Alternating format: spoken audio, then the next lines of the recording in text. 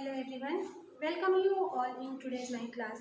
In today's class, I will explain you map work of your history chapter 1, that is French Revolution. So let's start this video with this topic. So first in here I roughly draw a map of France. So we will show all places in this map. So first, the region not affected by the Great Fear, that is Alex. So Alex will be shown here on the map of France.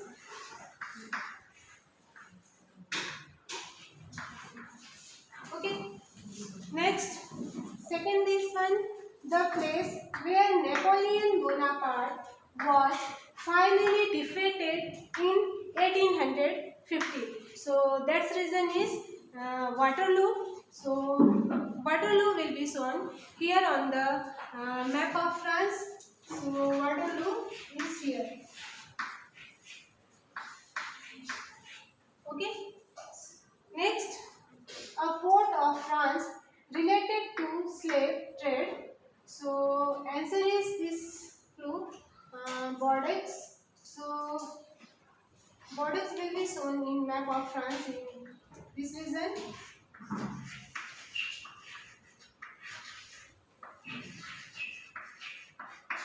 Okay.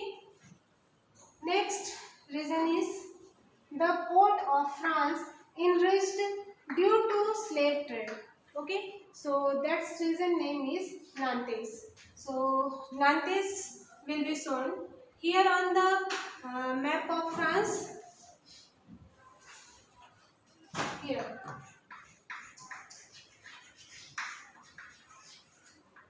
Nantes. Okay.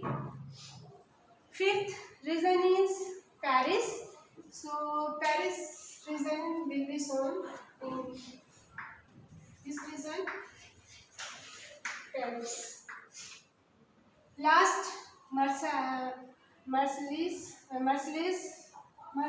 is here.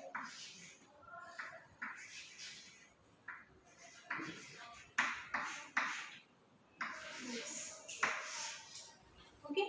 So I hope you all understood all reasons very well. Thank you for watching. Have a good day. Hello everyone. Welcome to history class. Today we'll do the map work of chapter 1, that is the French Revolution. Okay?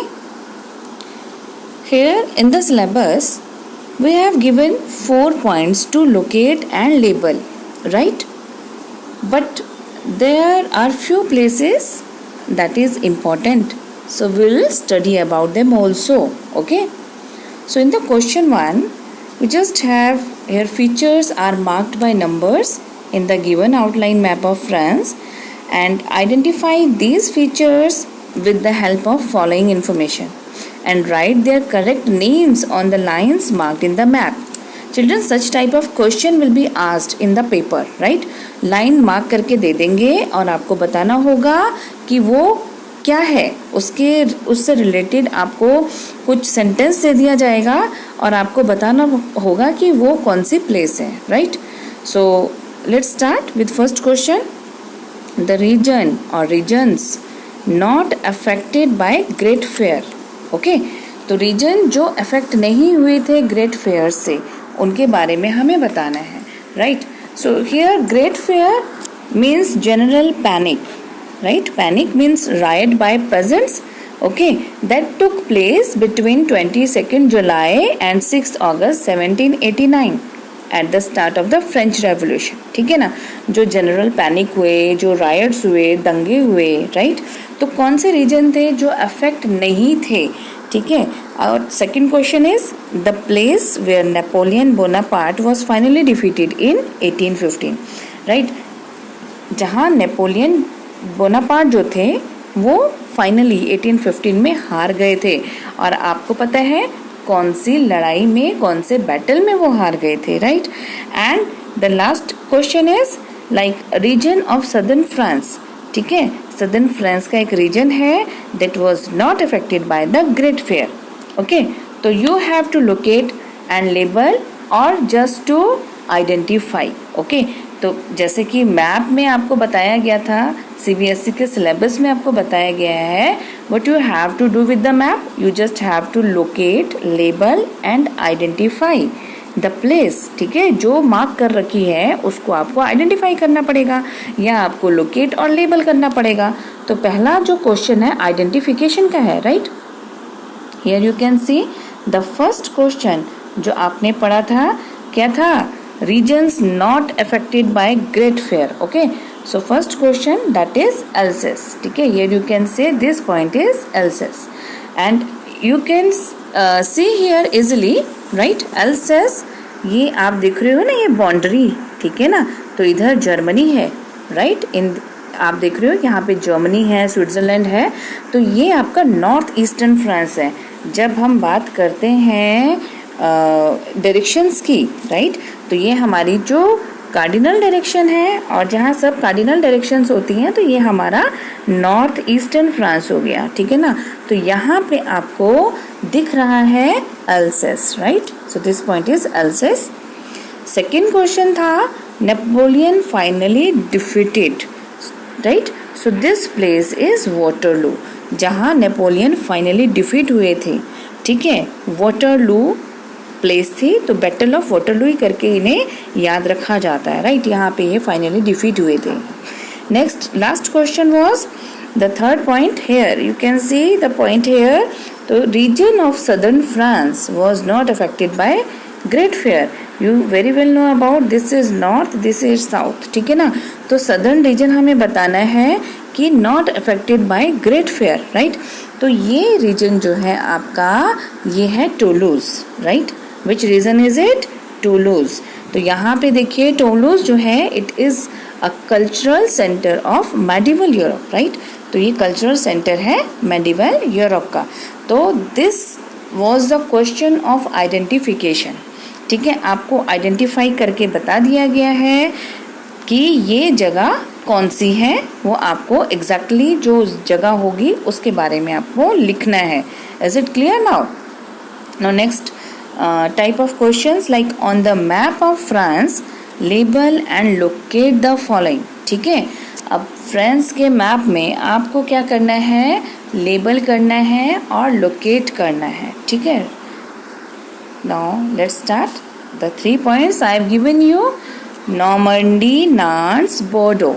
Okay, so you will locate and label as I did it for you. Here is the Normandy. You can see here Normandy.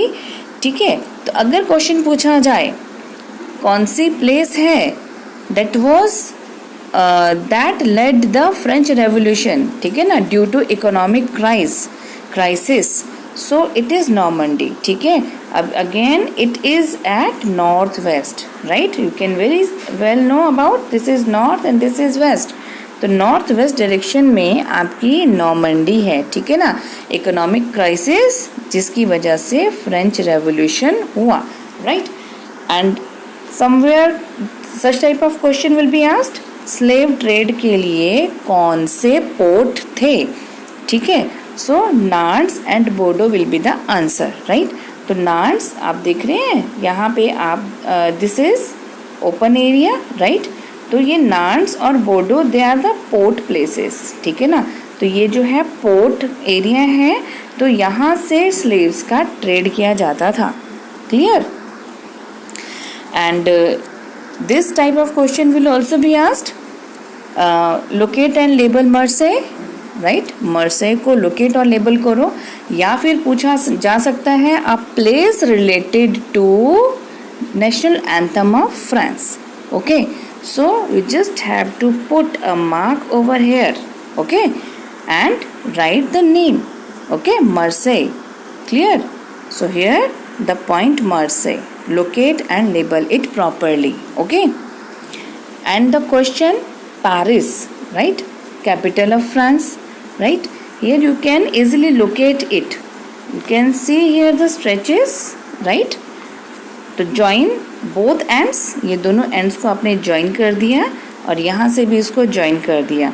तो ये जो point आपको मिल रहा है ये point आप Paris के लिए लिख देंगे, राइट। सो यहाँ पे आपको ये ध्यान देना है, ये जो पॉइंट आप लिख रहे हैं, ठीक है, उसको प्रॉपरली लिखेंगे। So this point is Paris, right.